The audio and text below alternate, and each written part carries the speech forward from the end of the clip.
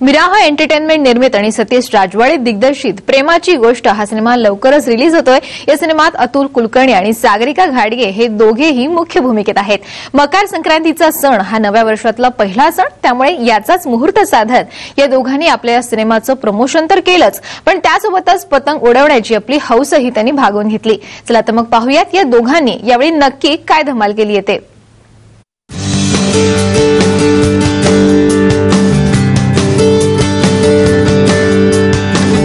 सतीश राजवाडे दिग्दर्शित प्रेमाची गोष्ट हा सिनेमा लवकरच आपल्या भेटीला येतोय। सिनेमातील कलाकार आपल्या सोबत आहेत अतुल कुलकर्णी आणि सागरिका घाटगे।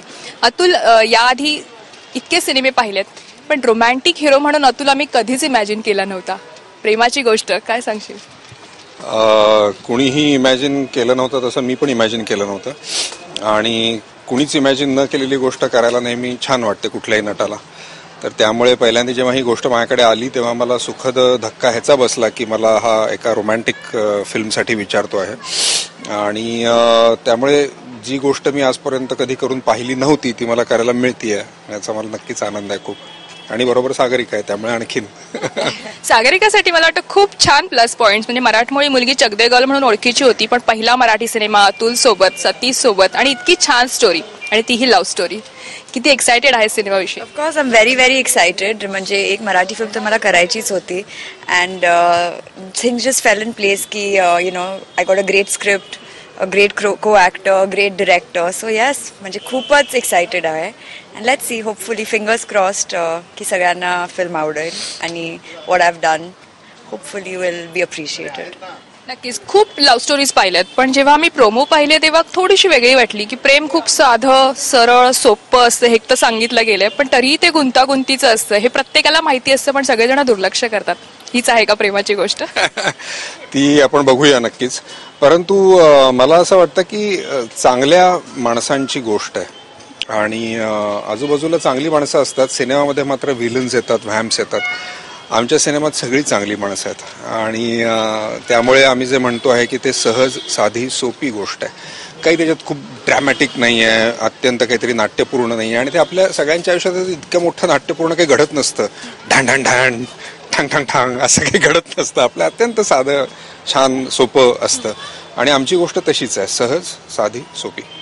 नक्कीच पहिला मराठी सिनेमा करताना किती सरळ, कारण साधं सरळ सोपं प्रेम आहे, सिनेमा कसा होता? No it was not at all साधं सरळ सोपं टू शूट प्रेमाची गोष्ट। खरं नाही, म्हणजे मला खूप सपोर्ट मिळाला, म्हणजे from Atul, from Satish, so that way I feel very lucky की म्हणजे एवढी सपोर्टिव्ह टीम होती माझ्याबरोबर आणि मला त्याच्यामुळेच मला जे पिक्चर कम्प्लीट करता आलं, डबिंग करता आलं, because I think it was not easy for me to dub, कारण मराठीत म्हणजे मी मराठी बोलते, खरं माझं एकदम typically Kolhapur kind of Marathi आहे, म्हणजे शुद्ध मराठी जसं आता अतुल बोलायला लागलं तसं नाही आहे।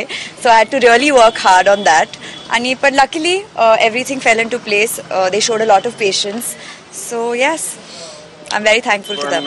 आणि मी तर सतीशला म्हणत होतो की तिचं ऐकलं जेव्हा पहिल्यांदी, म्हणजे शूट केल्यानंतरचा जो साऊंड ऐकला पहिल्यांदा रफ कट मध्ये, अरे म्हटलं नको करूया डबिंग किती छान गोड वाटते ही असं बोलतीये ते, आणि तिची जी स्पॉन्टेनिटी आहे ना तिच्यामध्ये, अत्यंत स्पॉन्टेनिटी आहे, तिचं ठरवलेलं नाही आहे।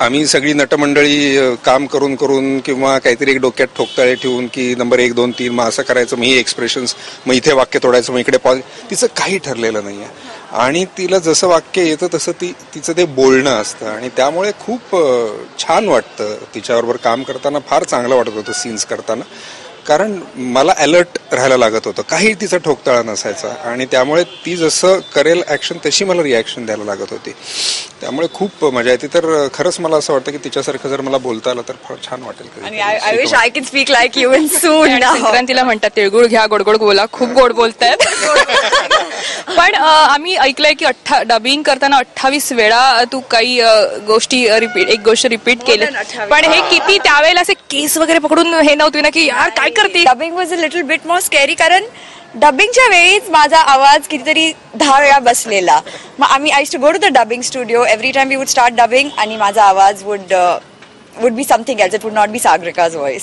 मग आम्ही परत घरी जायचं, मग तसं आमचे, आणि एवढं जिंक्स वाटायला लागलं, मी I told Satish I think God doesn't want me to dub for this film, but we were I think we were so both of us म्हणजे मी आणि सतीश दोन्ही आणि I think Atul also told Satish की मेक शुअर शी डब्स.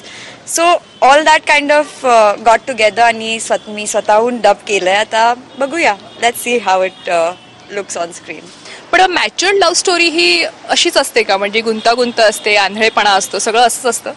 एका point नंतर तुम्ही आयुष्य जगायला सुरू करता आणि मग तेव्हा तुम्ही जे खरे आहात ते बाहेर यायला लागतं. खरे म्हणजे ते वाईट या अर्थाने नव्हे, पण जे गोड चांगलं चांगलं असतं तसं होत नाही. आणि मग जे सतीश म्हणतो की आपण कॉम्प्लिकेट करतो ती स्टोरी, म्हणजे काय करतो तर आपण जे ओरिजिनल असतो ते संपूर्ण बाहेर यायला लागतो. आणि मग समोरच्या माणसाला धक्के बसायला, अरे लग्नाच्या आधी असं नव्हतं, लग्नाच्या आधी अशी नव्हती, हे जे टिपिकल आपण ऐकतो.